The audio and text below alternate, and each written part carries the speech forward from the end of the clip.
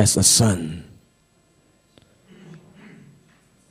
Sebagaimana seorang anak telah lahir dan seorang putra telah diberikan, demikianlah aku ingin kau menjadi putra, supaya aku bisa memberikan engkau bagi dunia ini.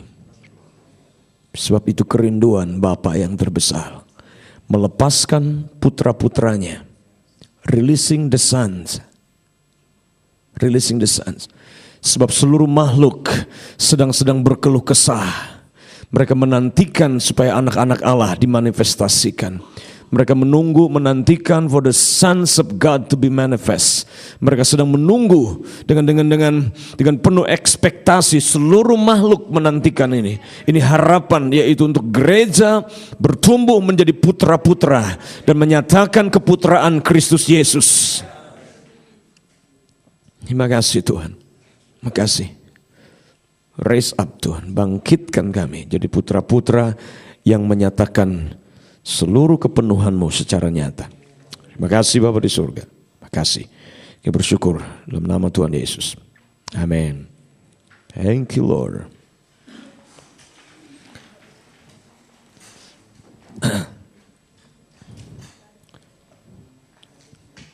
Ada dua kata yang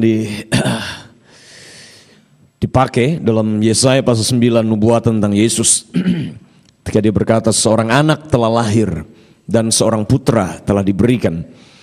Itu berbicara tentang dua sifat dari Yesus. Ya, two nature of Jesus. Dua sifat, yang pertama seorang anak. Ini berbicara tentang kemanusiaannya Yesus. Sebagai anak manusia, Yesus dilahirkan. Katakan ayat itu, dia bilang seorang putra telah diberikan, seorang anak telah lahir, seorang putra telah diberikan. Nah, dua kata dalam perjanjian yang baru yang dipakai untuk kata anak dan putra. Kata yang pertama adalah kata teknon. Teknon, saya yakin Robin sudah bahas itu dalam sonship. Ya, teknon itu kata yang pertama. Jadi bicara tentang seorang anak yang belum dewasa.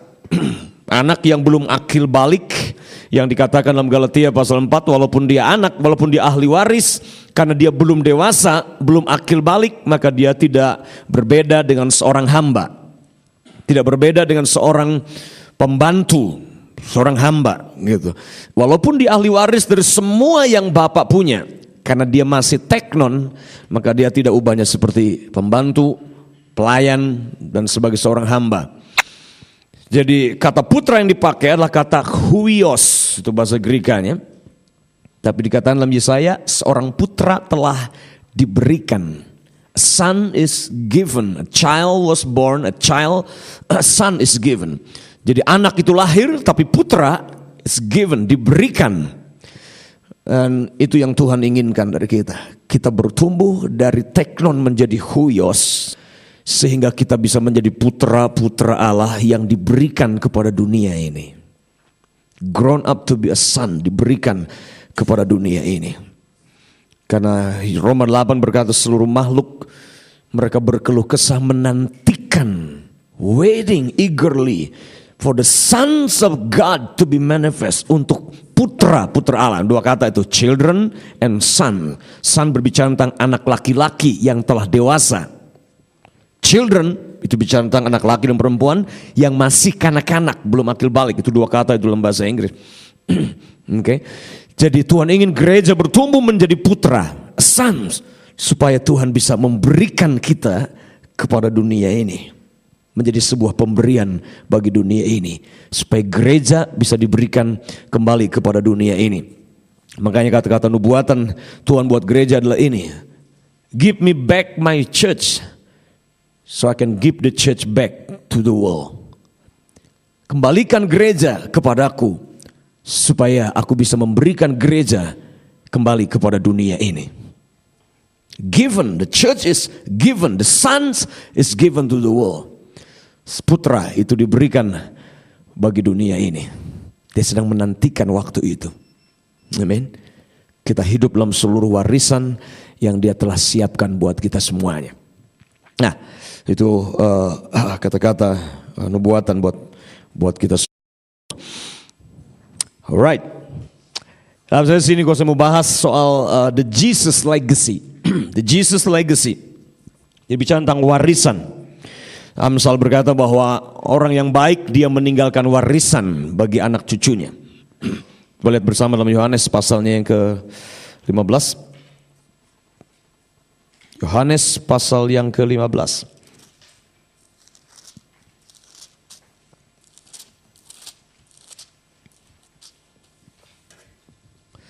Yohanes pasal yang ke-15.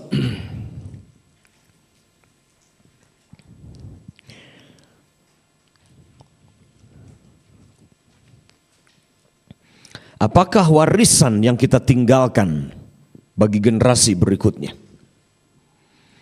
Ada pepatah berkata bahwa there's no success without succession. Tidak ada seseorang bisa disebut sukses kalau setelah dia mati ada orang yang mewarisi semua yang dia miliki. Jadi kalau orang itu mati kemudian semuanya mati bersama dengan dia, he's a failure. Dia seorang yang gagal. Dan terus terang itu persoalan dalam generasi, dalam setiap movement hari-hari ini. Karena selalu generasi berikutnya yang seharusnya lebih baik dari generasi terdahulu. Tetapi kita melihat bahwa generasi berikutnya semakin bahkan mengalami degradasi dalam banyak hal. Kita sedang melihat sebuah degradasi dalam banyak hal dari generasi ke generasi. Ya. Tadi kemarin waktu saya bicara soal the attack of generation, kita membahas tentang bagaimana degradasi terjadi dalam era industri setelah Perang Dunia Kedua. Ya, loss of innocence, ketulusan, kesucian hilang, authority hilang, dan kemudian kasih yang tanpa syarat hilang dari generasi ini. Ada banyak yang hilang dalam generasi ini. Degradasi moral dari generasi ke generasi sedang terjadi. Kenapa? Because there is no father. Tidak ada bapak yang mengerti prinsip ini. Bapak-bapak tidak mewariskan apa yang mereka miliki, nilai-nilai. Mereka tidak mewarisi kasih, mereka tidak mewarisi pengertian otoritas yang benar kepada generasi berikutnya, sehingga degradasi terjadi. Lihatlah dalam sejarah pergerakan dalam gereja hari-hari ini, kita melihat begitu founder dari gereja tersebut, founder dari movement tersebut mati, maka movement itu mati bersama dengan foundernya. Pergerakan mati dengan penemunya, dengan perintisnya, dengan orang-orang dipakai untuk memulai pergerakan itu. Ini adalah sebuah kegagalan yang terjadi dari generasi ke generasi, dari abad ke abad, terus menerus seperti itu. Sementara Yesus dia berkata bahwa orang yang percaya kepadaku, dia akan melakukan pekerjaan yang sama seperti aku, bahkan pekerjaan yang lebih besar dari yang aku kerjakan. Tapi kita melihat bahwa generasi demi generasi, jangankan mengerjakan pekerjaan yang sama seperti Yesus, jangankan mengerjakan pekerjaan yang lebih besar, yang sama saja, kita masih jauh sekali. Kita masih hidup di bawah standar. Oleh karena apa? Karena gagalnya bapak-bapak hadir dalam gereja Tuhan hari ini. Kita punya pemimpin, tapi sedikit sekali bapak. Apa yang bapak wariskan buat generasi berikutnya? Dalam Yohanes pasal yang ke-15 kita melihat tentang kerinduan hati Yesus. Coba lihat bersama ayat yang ke-16. Bukan kamu yang memilih aku, tapi akulah yang memilih kamu. Dipilih untuk apa? Kalimat berikutnya dia berkata, dan aku telah menetapkan kamu supaya kamu pergi dan hasilkan buah, dan buahmu itu tetap, supaya apa yang kau minta kepada Bapa dalam namaku diberikannya kepadamu. Dikatakan dia telah memilih kita untuk menghasilkan buah. Dia pilih kita, dia tetapkan kita untuk pergi dan pergi menghasilkan buah, bukan sekedar buah yang musiman, buah yang cuma bertahan 1-2 tahun, buah yang bertahan cuma 5-10 tahun kemudian setelah itu berhenti, tapi buah yang tetap. Buah yang tetap. Apakah buah yang tetap itu? The fruit that remain. The fruit that remain. Jadi seumpama pohonnya itu kemudian mati, maka buah akan terus menghasilkan pohon yang baru dan terus menghasilkan benih yang baru dan menghasilkan kualitas buah yang lebih baik dan terus remain dan terus remain. Apa yang dimaksudkan dengan buah? Tentunya kita bisa tafsirkan banyak hal tentang buah. Tapi kalau kita kembali kepada Kejadian ketika dia ciptakan Adam dan Hawa, perintahnya Tuhan adalah ini buat mereka. Setelah diciptakan serupa dengan gambar Allah, kemudian diberi kuasa untuk mereka menaklukkan bumi dengan segala isinya. Kemudian setelah itu Tuhan berkata begini kepada Adam dan Hawa, beranak cucu dan berkembang biak dan penuhilah bumi. Terjemahan bahasa Inggris dikatakan gini, be fruitful and multiply. Be fruitful and multiply. Dalam ayat ini Yesus berkata, I have appointed you to go and bear fruit. And fruit that remain. Dia pakai kata buah yang sama. Kepada Adam Tuhan berkata begini, be fruitful and multiply. Maksudnya apa? Anak itu diumpamakan seperti buah. Apakah buah yang bertahan kekal? Apakah buah yang bertahan last long? Apakah buah yang bertahan lama, yang tidak 1-2 tahun? Itulah anak-anak kita. Anak-anak kita. Itu sebabnya ketika dia Moody dia ada menginjil, dia berkata, hari ini saya ada 2,5 orang yang bertobat. 2,5 orang. Kita berpikir 2 orang dewasa dan 1 anak kecil. Terbalik. 2 anak kecil, 1 orang tua. Karena orang tua tinggal setengah umurnya. Anak-anak masih full, dia punya jangka panjang, kehidupannya masih lama. Masih lama. Nah, ada banyak sekali orang-orang tua yang tidak investasi kepada generasi berikutnya. Coba perhatikan, budget gereja sebagian besar uangnya habis buat apa? Buat orang tua. Anak kecil sekolah minggu nggak diperhatikan. Generasi muda, remaja nggak diperhatikan.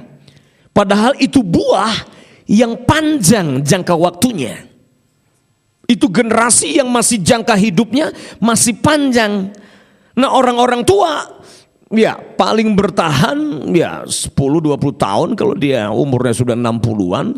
Tapi banyak sekali gereja yang fokus kepada orang-orang tua. Nah, tentu alasannya karena orang tua punya uang. Anak-anak kecil, orang-anak remaja nggak menghasilkan uang. Saya marah 1 kali dalam sebuah gereja. Karena kebaktian youth cukup banyak, 100-an lebih. Tapi AC-nya tidak dihidupkan. Saya marah sekali. Saya marah kepada gereja itu. Saya bilang kalian salah. Kenapa AC-nya nggak dihidupkan? Apa ini kebaktian pemuda? Saya bilang karena nggak menghasilkan uang. Karena persembahannya sedikit. Kalau minggu kebaktian umum AC dingin sekali. Tapi Sabtu malam AC-nya nggak dihidupkan. What's wrong with you? Jadi itu mental kita tidak investasi buat generasi. Jadi buah yang tetap itu adalah anak-anak yang kita lahirkan itu. Anak-anak yang kita lahirkan. Nah, bisa saudara bayangkan kalau Yesus kemudian dia mati dan dia tidak mempersiapkan 12 orang. Dia tidak mempersiapkan 70 orang murid itu. Dia tidak persiapkan 3 orang secara khusus. Ketika dia mati, maka seluruh mimpinya mati bersama dengan dia. Tidak ada yang melanjutkan apa yang dia kerjakan. Misinya dia. Maka semua terkubur bersama dengan dia. Maka ada yang berkata begini, a successful man is the one who die empty. Orang yang sukses adalah orang yang mati dalam keadaan kosong. Kosong dalam pengertian semua yang ada dalam dirinya dia telah pindahkan kepada anak-anaknya. Kosong dalam pengertian semua ilmu, semua yang dia miliki, dia sudah transfer, dia sudah wariskan kepada generasi berikutnya.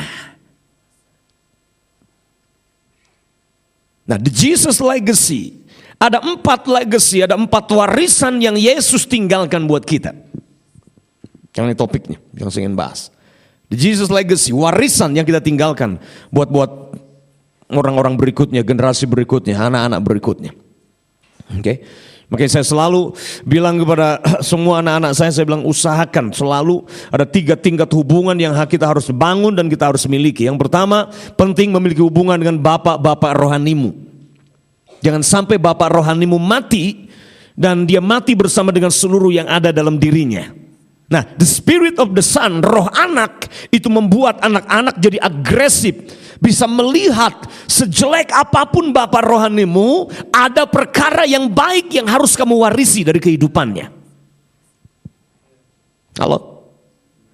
Sejelek apapun pendetamu, sejelek apapun bapakmu, penting sekali kamu harus memiliki the spirit of the son. Karena Alkitab berkata dalam Roma, dia mengirim roh anaknya. Nah, the spirit of the son ini yang membuat kita bisa berseru, Abba, Bapa. Dengarkan, engkau tidak akan pernah mewarisi apa yang dimiliki bapak-bapak rohanimu sampai until you grown up to be the son.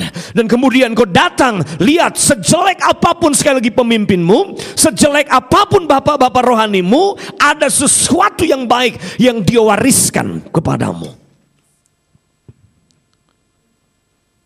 Penting sekali kamu harus memiliki the spirit of the son ini. That's what sonship is.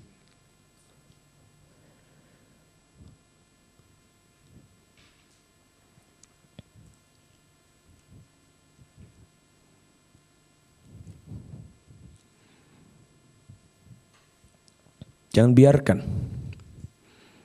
pemimpinmu mati, perkemahan seluruh potensi terkubur bersama dengan mereka. Tragis memang, tragis sekali. Nah, dengarkan ini, karena ini perspektif yang saya ingin saudara tangkap. Semua pemimpin-pemimpin di atasmu, generasi sebelumnya, mereka melakukan kehendak Allah untuk generasi mereka. Mereka menghidupi tujuan Allah untuk waktu mereka dan masa mereka.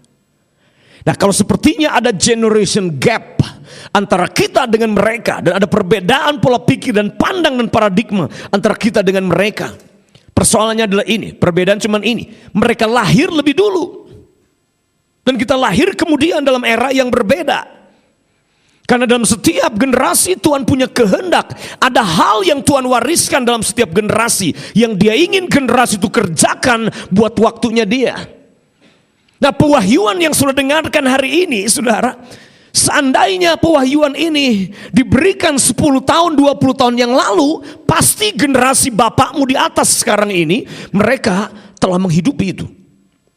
Coba pewahyuan ini tidak ditangkap, belum disingkapkan 10-20 tahun yang lalu.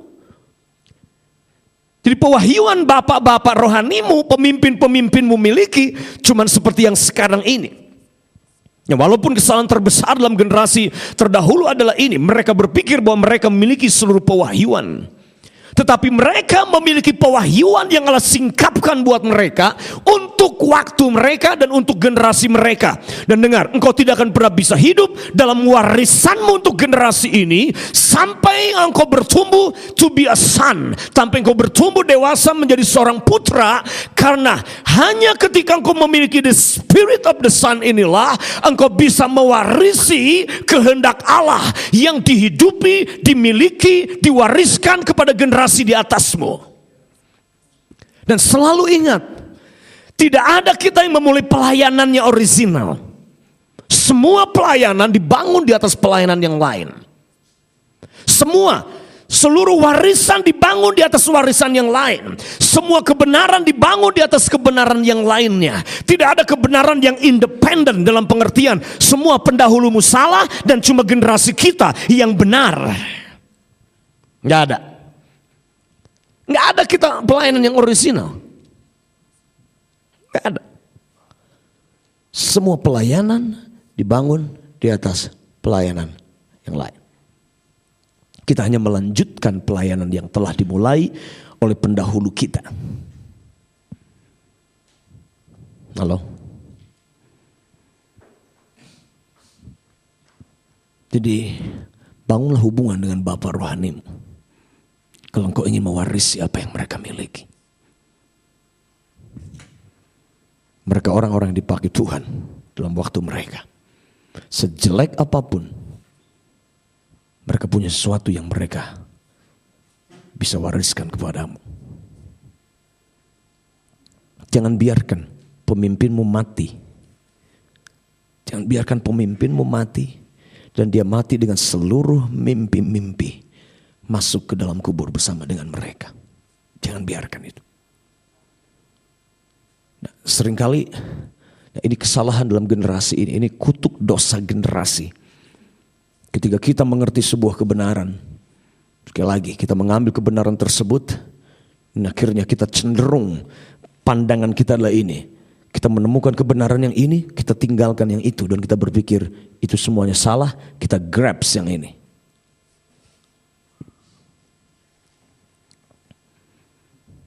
Dan kalau demikian, nanti anakmu akan melakukan hal yang sama. Anakmu akan menemukan yang sama. Jadi seluruh, kalau sudah perhatikan dalam sejarah gereja, it's all just like a pieces of puzzle. Seperti potongan-potongan itu. Saya percaya bahwa seluruh potongan sudah ada. Martin Luther mengerjakan potongannya sendiri. Anabaptis mempunyai potongannya sendiri dalam gambar besar rencana Tuhan. John Wesley, Charles Wesley, John Gillick, semua orang-orang pendahulu-pendahulu kita dalam pergerakan ini yang Tuhan pakai, mereka semua mempunyai potongan mereka sendiri-sendiri. Tapi sendirian mereka bukanlah sebuah gambar. Mereka hanya sebuah potongan. Dan generasi kita sekarang ini, generasi di mana Tuhan pulihkan pelayan kenabian dan kerasulan, memang punya fungsi ini. Kenabian dan kerasulan punya fungsi menolong gereja untuk melihat the big picture, gambar besar secara menyeluruh, sehingga kita bisa melihat, oh, potongan Martin Luther ada di sini, potongan Anabaptis ada di sini, potongan John Wesley ada di sini, dan seterusnya. Itu puzzle kita menolong. Kenapa? Karena kita lihat gambar besarnya. Persoalan dalam gereja sekarang ini adalah kita mempunyai seluruh potongan, tetapi kita punya gambar yang salah. Nah, generasi kita merupakan generasi penutup. Generasi penutup yang akan menggenapi seluruh yang Tuhan telah katakan. Di mana gereja sekali lagi, sebelum dia datang kembali, gereja akan menyatakan seluruh kepenuhan ilahi. Tubuh Kristus akan memanifestasikan seluruh keberadaan Tuhan di atas muka bumi ini. Sehingga sekali lagi ketika dunia lihat kita, mereka berkata, saya lihat Yesus Kristus. Sebagaimana Filipus, dia bertanya kepada Yesus dan berkata, show us the Father. Tunjukkanlah Bapa kepada kami. Only the Son, hanya seorang putra yang bisa berkata begini, if you see me, you have seen the Father. Cuma gereja yang telah rise up, bangkit. Makanya tadi nubuatan pertama adalah itu. Hanya gereja yang telah bangkit dari teknon anak-anak menjadi huios putra, dia bisa berkata, look at me, lihat aku. Sebab ketika engkau lihat aku, engkau telah lihat Bapa. Sebab aku dan Bapa satu adanya. The Spirit of the Father is in the Son. So if you see the Son, you see the Father. Roh Bapa ada pada anaknya. Seluruh sifat Bapa, karakter Bapa ada pada anaknya. Anak dan Bapa telah menjadi satu. Gereja akan bisa berkata, lihat aku. Karena orang seperti Filipus di dunia ini banyak. Seluruh dunia sedang berseru, show us the Father. Itu teriakan generasi. Tunjukkan Bapa kepada kami. Mereka teriak, show us the Father. That's the heart cry of the generation. That's the heart cry of the nation. Itu teriakan terbesar generasi ini. kota ke kota, bangsa ke bangsa. That is the heart cry. Show us the Father.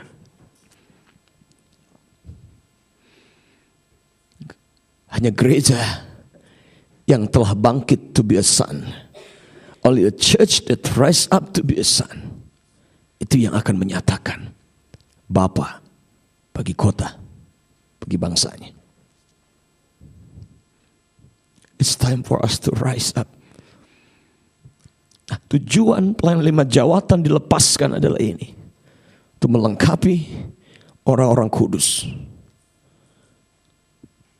Mencapai kedewasaan penuh. Full maturity. Kedewasaan penuh sebagai seorang putra. Karena ketika kita raise up to be a son, pada waktu itulah kita juga akan menjadi bapa. Menjadi bapa.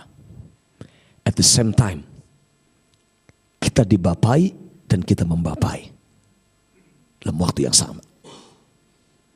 Jangan sampai putus link itu. Kita semua need a father. Kita semua perlu dibapai. Tapi kita semua juga harus membapai. Karena ada banyak orang kepingin dibapai aja. Ada banyak sekali anak-anak Tuhan, para pemimpin kepingin dibapai. Tapi dia tidak membapai. Kenapa? Karena dia belum bangkit untuk menjadi putra itu. Raise up to be a son. Karena ketika engkau bangkit menjadi putra, maka engkau siap menjadi ahli waris. Yesus usia 30 tahun. Itu ketika Yesus dia rise up, bangkit dari teknon to be a son. Ketika Yesus usia 30 tahun.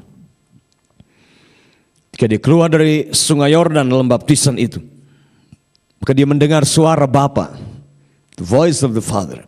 Suara Bapa dia berkata, "This is my beloved son, not my beloved children, but my beloved son, Huios, in whom I am well pleased." Ini putraku, kalau terjemahkan, putraku yang aku kasihi, kepadanya lah aku berkenan. Look di sini. Pernyataan Bapa dia berkata begini. This is powerful. Karena Bapa berkata begini, Yesus, you are my son. Engkau putraku yang aku sangat cintai dan aku sangat berkenan kepadamu.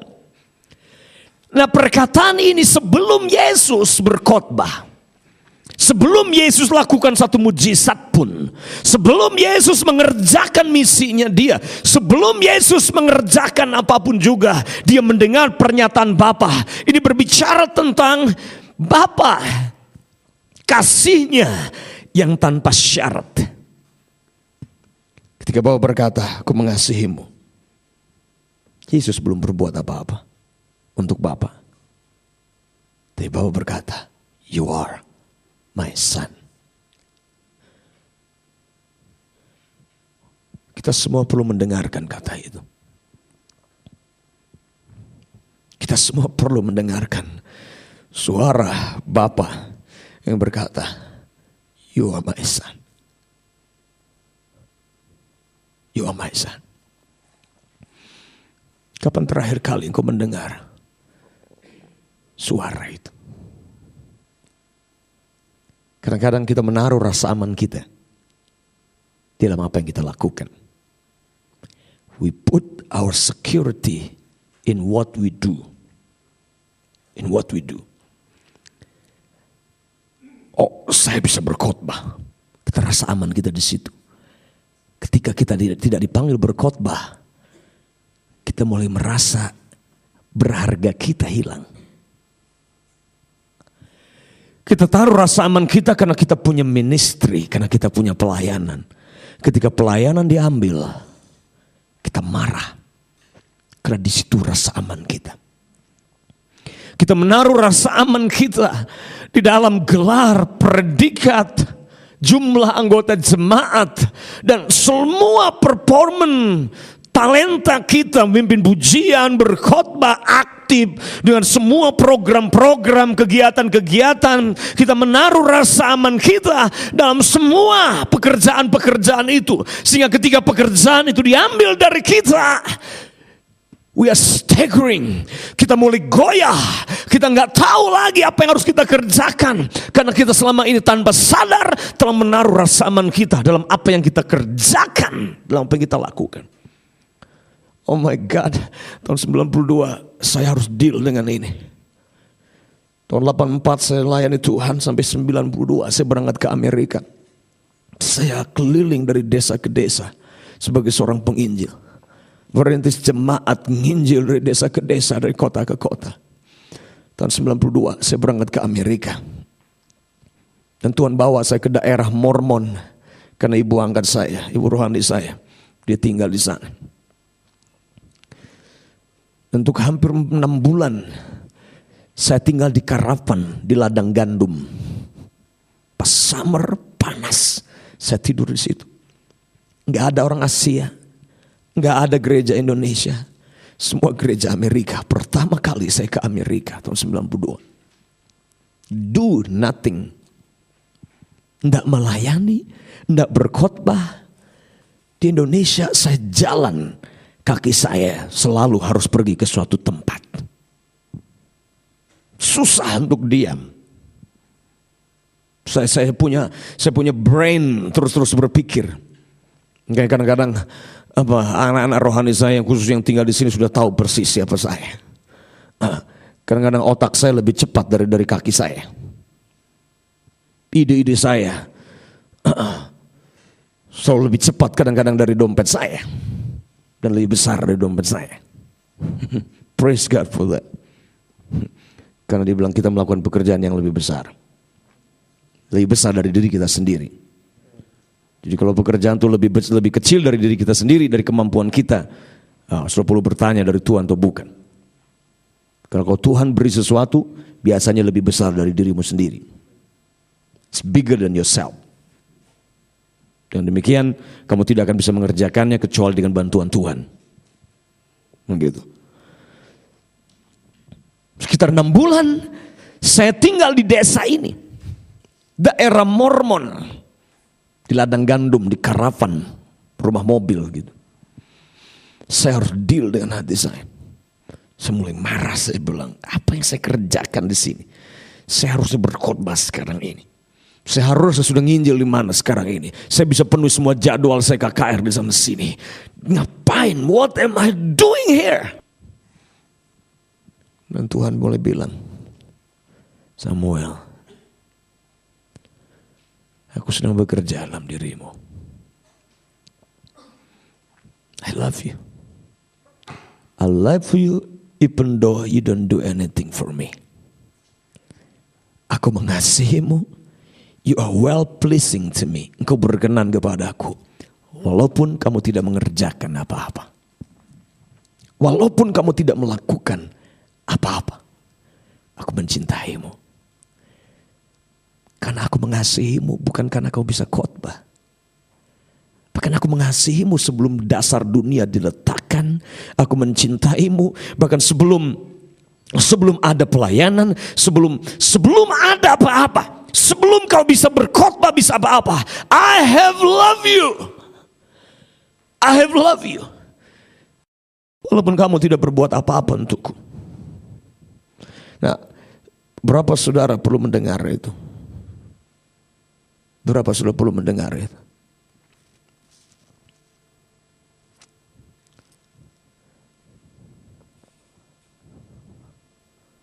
I have loved you. Aku mengasihimu dengan kasih yang kekal. There's nothing you can do. Tidak ada yang bisa kamu buat untuk membuat Tuhan mencintaimu lebih dari hari ini. Sumpama kau bangkitkan orang mati, saudara pikir kasihnya akan lebih buatmu? No. Karena kasihnya sempurna. It's perfect. Sempurna artinya tidak bisa berkurang dan tidak bisa bertambah. apapun yang kamu lakukan, dia tetap berkata, I love you. Nah, I want you to listen. Saya ingin suruh dengarkan itu. Sebagaimana Yesus, karena ini foundation banget. Pondasi dari this is the nature of the son. Sifat dari seorang putra adalah ini. Dia menaruh rasa amannya dia. Bukan apa yang dia lakukan, bukan pelayanannya dia, bukan jabatannya dia, bukan predikatnya dia. Dia merasa aman di dalam hubungannya dengan Bapa. Bapa berkata, aku mengasihimu. You are my son. Kau anakku. Engkau anakku yang kukasihi. Nah, aku sangat berkenan kepadamu. Kamu gak perlu buat apa-apa. Ketika Yesus berkata, you are my son. Yesus belum melakukan satu mujizat pun. Yesus belum berkhotbah. Yesus belum bangkitkan orang mati. Ketika Bapa berkata, I'm pleased with you. Aku berkenan kepadamu. Seringkali kita berpikir berkenan berarti, oh kita harus berhenti lakukan ini, kita harus lakukan itu buat dia supaya memperkenankan dia. No. That is slave, that is a slave. Itu adalah budak mentalnya seperti itu. Budak selalu berpikir untuk menyenangkan majikannya, dia harus kerja lebih baik, kerja lebih rajin. That is a slave, that is a slave. But you are not a slave. You are not a slave, you are the son. So, jangan mengukur itu sebuah penghinaan untuk berpikir supaya Bapa berkenan kepadamu, supaya Bapa mengasihimu, kamu harus bekerja, kamu harus melakukan ini dan melakukan itu. Itu sebuah penghinaan terhadap sifatnya dia. Karena Bapa tidak pernah berpikir demikian. That's what the son is. That's what the son is. Itulah putra, sifatnya begitu. Itu perbedaan budak dengan putra. Ada banyak saudara, you strive. Engkau bergumul. Bergumul untuk bisa mendapatkan kasih sayang dari Tuhan. Sebab itulah bagaimana engkau dibesarkan. Engkau dibesarkan dengan sebuah nilai. Di mana engkau punya seorang Bapa yang seperti itu. Sehingga kamu harus selalu bergumul supaya bisa Bapa senang kepadamu. Bapa memujimu. Kau harus lakukan sesuatu. But no, my dear. You don't have to do anything. Kau tidak perlu lakukan apa-apa. He loves you. Sekalipun kau berbuat dosa, oh yeah, he still loves you. You are still my son, he said. Dia mengasihi kita. That's the son. Itulah saat di mana Yesus dia menerima warisan dari Bapa. Warisan dari Bapa. Ketika dia keluar dari sungai Yordan, dia berkata, you are my son. Wow. Pengakuan seperti itu sangat penting sekali. Nggak ada, you are my son because, no. Engkau anakku, engkau putraku karena, oh bukan. Bapa berkata, you are my son. Engkau putraku. Karena aku dalam dirimu. DNA aku dalam dirimu. Dan itu yang membebaskan Yesus. Mencoba untuk menyenangkan Tuhan.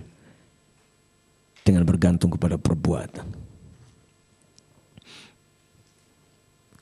Kira-kira seminggu yang lalu, 2 minggu yang lalu. Saya sedang saat teduh dengan Tuhan bicara. Dan Tuhan bicara begini lagi.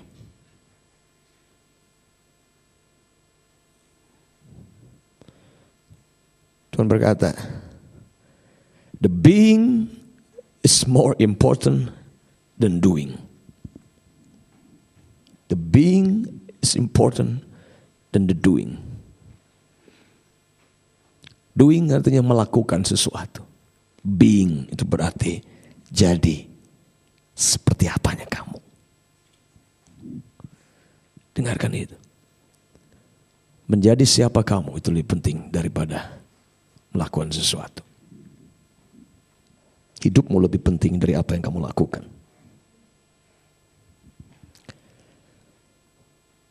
Yesus mewarisi kehendak Bapa. Mewarisi rencana Bapa. Dia mewarisi kuasa Bapa. Hari itu Roh Kudus turun ke atas Yesus. Hatinya Bapa jadi hati Yesus. Semua yang Bapa miliki jadi miliknya.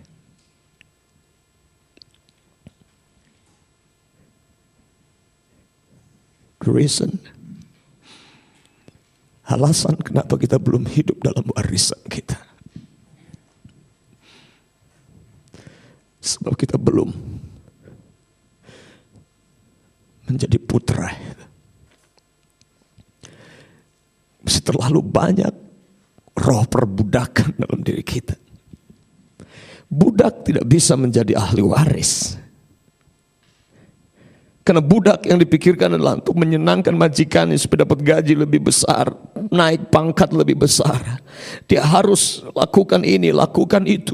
Dia harus bekerja lebih sungguh, rajin bekerja dan seterusnya. That's the slave. Slave orientasinya selalu kepada doing things. Harus melakukan sesuatu supaya dia bisa earn, supaya dia bisa layak mendapatkan kasih, promosi. Selalu fokusnya kepada itu. That's the slave. There's too much slave in us. Itu sebabnya bangsa Israel generasi pertama tidak memasuki tanah perjanjian. You know why? Saudara, kenapa mereka tidak masuk ke tanah perjanjian itu? Warisan yang Tuhan berkata, that is the purpose, that is the destiny God has for them. Tujuan Tuhan membawa bangsa itu keluar dari perbudakan, bukan destiny mereka bukanlah di padang gurun. Destiny mereka adalah the promised land. Tujuan Tuhan, warisan buat mereka adalah tanah perjanjian. Tapi mereka tidak masuk ke tanah perjanjian itu. Kenapa? Sederhana sekali, karena slave mentality itu, mentalitas budak itu dalam diri mereka.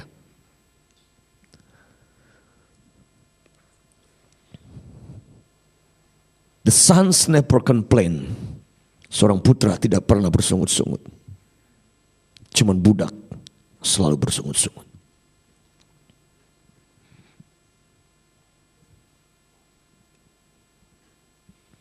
Destiny Tuhan, saudara, bukan untuk berputar-putar di padang gurun. No. Not to just wander around. But this is my destiny for you. For I have called you. I have called you for a great purpose. For I have great destiny for you. For I have loved you. I'm a father that loves you unconditionally, says the Lord. So as you look to me, then your life will be changed. Great is the inheritance that I have prepared for you. Great is your destiny. And you can only fulfill that destiny as you hold my hand. As you hold my hand. As you look at me. That's how you can fulfill your destiny in life. I love you. And I want to use you. Not just for the Indonesian, but also for the nation. The nation is waiting for you.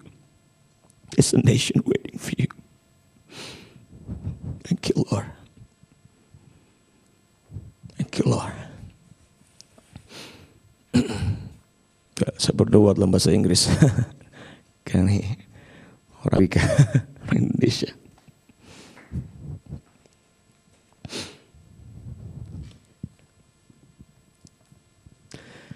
So, tujuan Tuhan membawamu keluar dari perbudakan adalah tanah perjanjian. Butuh waktu 1 malam untuk Tuhan membawa bangsa itu keluar dari perbudakan. Tapi perlu waktu 40 tahun untuk mengeluarkan perbudakan dari dalam mereka. 40 years sampai generasi baru muncul, yaitu Yosua dan Kaleb, yang punya mental yang berbeda, yang bisa melihat destiny-nya. Budak selalu orientasi kepada berkat.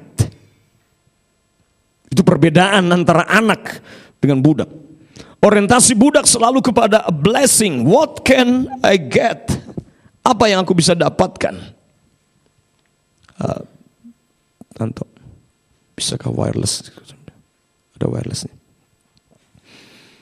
Ya, just listen to me, karena saya hanya akan bergerak dan saya akan jalan terus dan menyampaikan pesan. Jadi kalau saya pundak saudara, berarti saya sedang menyampaikan pesan buat saudara. Oke.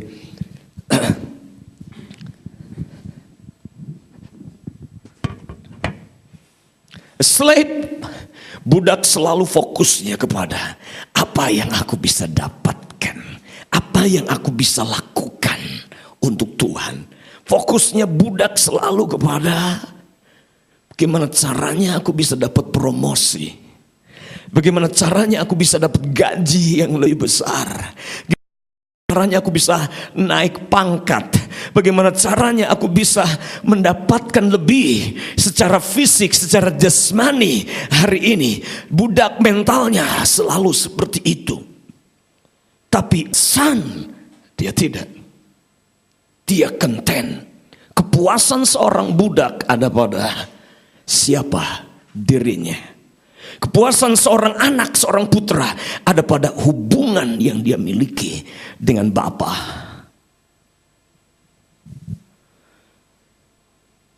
Sebab kata Tuhan,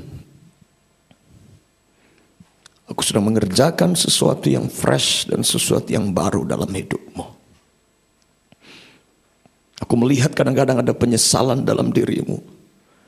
Mengapa aku tidak mengerti dan mengetahui hal ini 10 tahun yang lalu? Kamu kadang-kadang merasa seperti kamu tertinggal. Kau merasa seperti apa yang kamu lakukan tidak ada artinya selama 10 tahun terakhir ini. Dan kamu berandai-andai kamu lahir dalam generasi ini. Dan sungguhnya kata Tuhan, ya, aku sedang memanggilmu, aku membangkitkan kamu kata Tuhan untuk menjadi bapa, untuk menjadi bapa, untuk menjadi bapa buat generasi ini, menjadi bapa bagi anak-anak.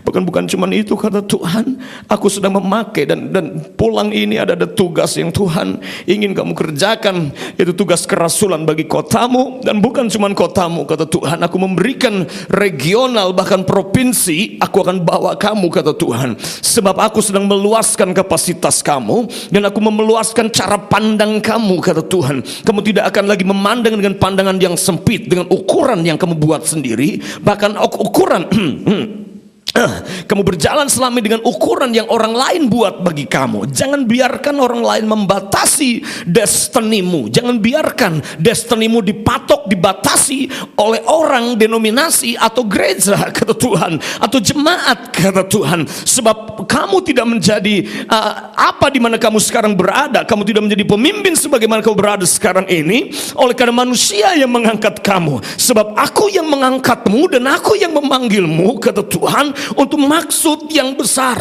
untuk tujuan dan destiny yang sangat besar bagi hidupmu kata Tuhan.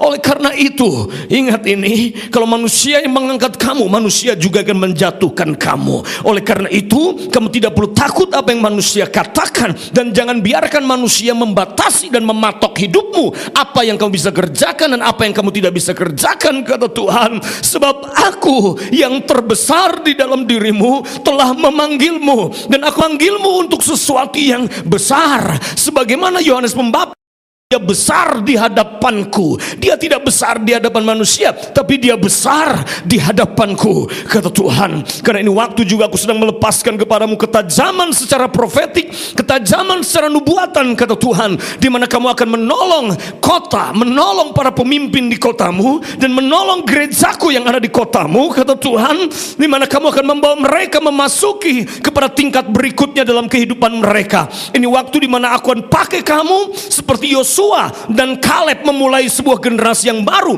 dan memimpin umatku masuk ke dalam tanah perjanjian dan warisan yang telah aku siapkan bagi mereka. Demikian kata Tuhan, aku akan pakai kamu, kata Tuhan. Aku akan pakai kamu untuk memulai sebuah generasi yang baru dengan pola pikir yang baru, kata Tuhan. Yes indeed, sungguh-sungguh engkau akan menjadi bapa buat banyak orang. Oleh karena itu luaskan hatimu, sebab aku sedang buka rahimmu.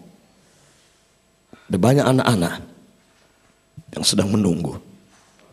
Sebagaimana induk ayam mengepakkan sayapnya, demikianlah itik-itik itu akan merasa aman di bawah kepak sayapnya itu.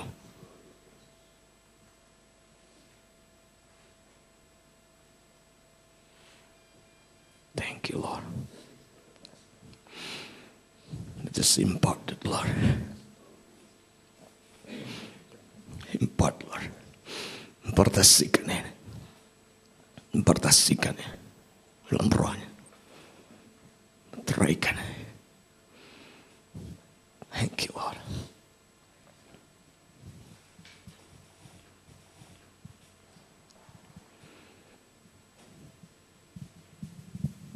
Perlu waktu 40 tahun untuk budak keluar dari bangsa itu.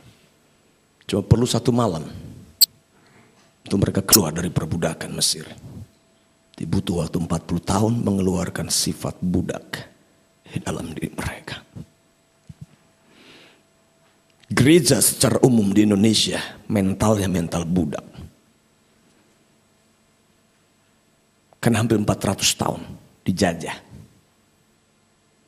Kerja rodi di bawah penjajahan dari Belanda, Jepang. Kita punya mental ini.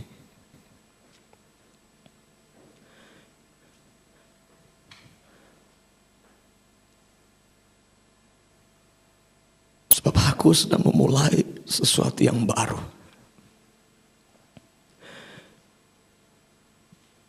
Tidakkah kamu tahu itu, kata Tuhan? Aku mengerjakan sesuatu yang baru.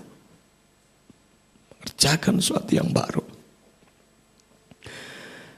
Engkaulah, kata Tuhan, generasi pemimpin yang akan membawa umatku keluar dari mental perbudakan, keluar dari padang gurun, dan masuk ke dalam destiny yang telah aku siapkan bagimu.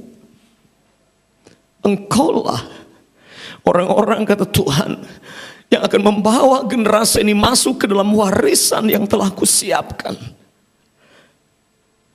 Engkaulah. Untuk itu engkau ada di sini.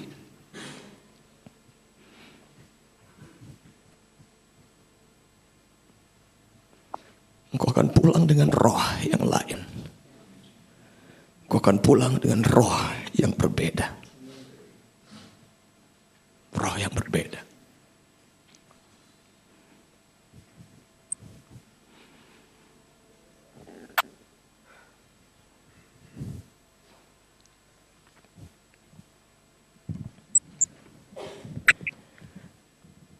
Hari itu Bapa memberikan warisannya kepada Yesus, kepada Putra.